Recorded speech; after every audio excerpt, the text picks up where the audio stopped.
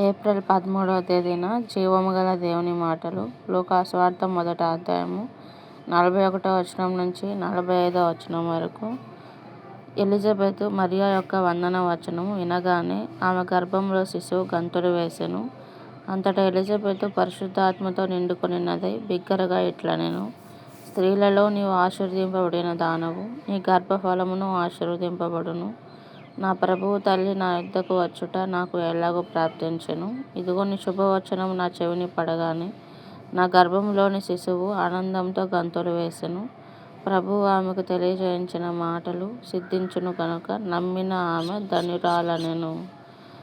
స్తోత్రం తండ్రి. పరిశుద్ధాత్మదేవ, స్తుతులు స్తోత్రాలు తండ్రి. ఇదిగో నేను ఈరోజు మాకైతే ప్రభా మీరు ఏ వాక్కు అయితే సెలవిచ్చారో తండ్రి, నేను చదువుండగా ప్రభా మీ బిడ్డలందరూ కూడా తండ్రి ధర్మశాస్త్రమును చదువుతూ ఇదిగో నేను మీ ఆజ్ఞలను అనుసరిస్తూ మీ హృదయానికి హత్తుకునే బిడ్డలుగా ఉండే కృప అనుగ్రహించండి. ఇదిగో నేను అందరినీ కూడా పరిశుద్ధాత్మతో నింపండి తండ్రి.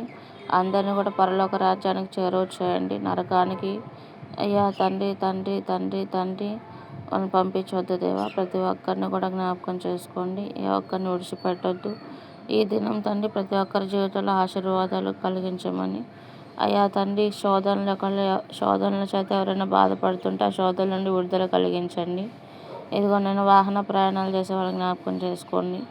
ఇదిగో నేను ప్రెగ్నెన్సీ ఉన్న వాళ్ళకి జ్ఞాపకం చేసుకోండి. ఇదిగో నేను అనారోగ్యాలను జ్ఞాపకం చేసుకోండి. ఇలా ప్రతి ఒక్కరిని జ్ఞాపకం చేసుకోండి తండ్రి. దయతో కాచి కాపాడమని నజరేయుడైన యేసుక్రీస్తు నామములో తండ్రి అడిగి వేడుకుంటున్నాం ప్రభువా. ఆమేన్.